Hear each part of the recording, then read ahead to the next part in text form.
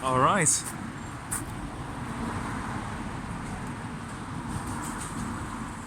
Wait for a couple of cars to go by. Hello and welcome to the first new episode of Dream Car Garage in ages. Where have I been? Well, I've been busy. I'm a school teacher, so that's a shed load of work. But I'm back, well, at least back with one review. And I've got an interesting car to review. It's a little bit noisy here, so I'm going to have to pause every now and again for cars to go by. But I've got a car to review that I want to review for quite a while. So I bought one to do a long-term review on. And it is... Recognise it? Here we go. Got my own selfie stick and everything. Recognise it? It's a Peugeot 406 Coupe. An extremely rare car. So for example... Let's get used to the selfie stick. So for example, at the time of filming this, I think there was just one available on Auto Trader, so it's a very, very rare car now. I'm just going to spin my phone round. So what we have here is a Peugeot 406 Coupe, and after 20 odd years, I think this car came out about 96 and maybe I think 97, it's still a stunning looking car that gathers a lot of looks. And it's interesting, it's people will go by in a much more expensive, much more modern car, but they'll still turn back and almost give a double take, a double look, a little smile, a little nod. It's that 406, all designed by Pininfarina. Yeah, that kind of thing. So even after 20 years, I'm just going to zoom out to have a good look at the proportions. Even at 20 years, that's still a very, very pretty looking car. It's got 16-inch wheels on it. It could probably take a 17s, but that's about as big, I think, as it can reasonably take and still look nice and balanced. What a pretty looking car, even after all this time. You'll have a better chance of seeing the rarest Aston Martins on the road, or Ferraris or Lamborghinis, than you would one of these. I think at the time of filming this, I think as I said earlier, there's only like one available on the Auto Trader, and this particular one is a 2.2 litre diesel. Okay, here we are in the interior.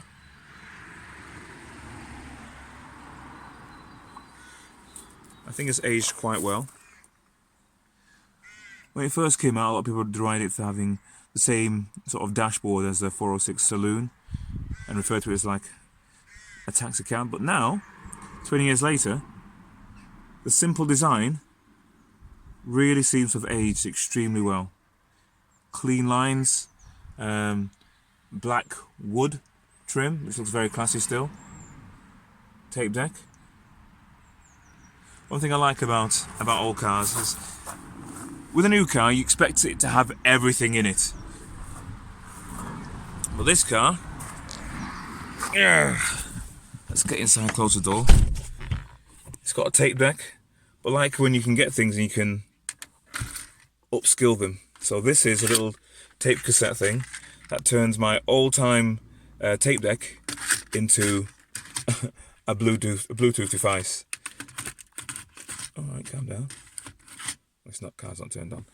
Turns my old-time tape deck into a Bluetooth device, so now I can just send music from Spotify on my phone straight through my car system.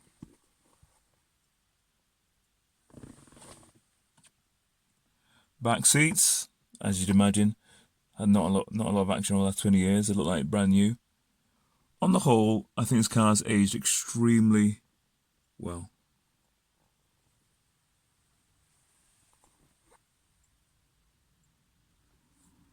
Okay, I'm going to go for a drive in the Peugeot 406 Coupe. Modern classic. See what it's like. Okay, going to pull up.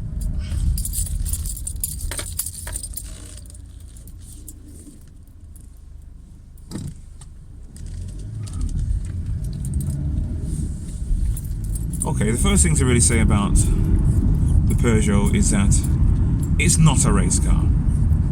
It's a sporty car, but it's not a race car. So the common thing now when people are reviewing cars is talk about, you know, what it'd be like on a track day. No one's going to take their Peugeot 406 to a track day. In fact, to be honest with you, hardly anyone takes a car, their car they bought with their own hard-earned money, to the track day. You may get some rich guys on YouTube that can afford to burn through 200-pound tyres each time to go on track day and nonsense like that. But the average person who spent good money on their own car, or in most cases, it's a car that's been leased or something like that, they are not going to risk scratching or wrecking their car on a track day, whether it be a VW Volkswagen Golf R or a Type R or a GTI or a BMW 4. No one's going to take their car to a track day. Well, obviously people do, but not the average person. So let's get the idea of track day type performance out your head from the beginning. This is a very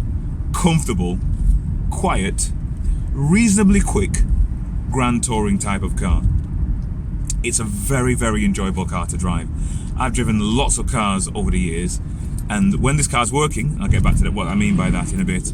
When this car is working, it's an extremely comfortable and enjoyable car to drive. Part of that enjoyment is the fact that the suspension is actually quite soft, so it does a good job of absorbing a lot of the bumps when you're traveling, so you're not got a really bumpy, harsh ride. That said, because the suspension is quite soft, if you're really pushing on, then it's gonna lean quite a bit in the corners, which is not the best. Doesn't do well for your stomach while you're leaning from corner to corner. It hangs on in there, but it just doesn't make you fill you with confidence while it's doing that. So it's not a sports car. I would describe this car as a 7/10 type of car. What I mean by that is when you're pressing along at 7/10, right now I'm just doing, say, most people pottering along, I'm doing like, what am I doing? 40 miles an hour down a country lane. This is like 35%, just cruising, not taxing the car at all. When I want to press on, which I will do in a bit, this car I might drive at 5/10, 6/10, maybe 7/10. And up to that kind of limit, 7/10, it's a really comfortable car and enjoyable car to drive. When you start going to 8/10 and you start really pushing it, and it starts to get the ragged in the corners, and you have to brake really heavy, then that's not what this car is made for. You can tell because it just doesn't have that kind of character while you're driving it. This car's gone now. So what I'm going to do, I'm going to flip round. I have the camera facing forward, so you can get an idea. I'll carry on talking while facing forward. All right, facing forward now. Now I'm going to start pressing on. All right, here we go. Another good thing about this diesel, traveling at 30-40 miles an hour, put your foot down, shed load of torque. That's the good thing about diesels. Shed load of torque. Woo! So now I'm starting to drive at more like 5/10, 6/10, and in some cases 7. So I'm pressing on a little bit now. At this kind of speed, the car is really, really enjoyable.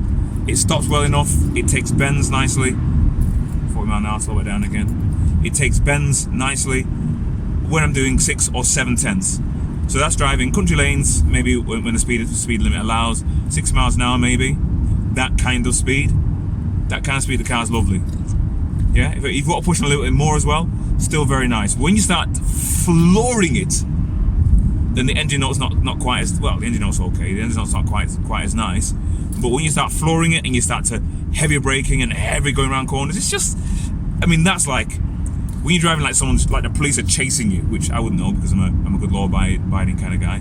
But if you're going to drive like the police are chasing you, really ragged edge, no. You want a sharper tool for that. But when you just go for a nice drive and drive quickly,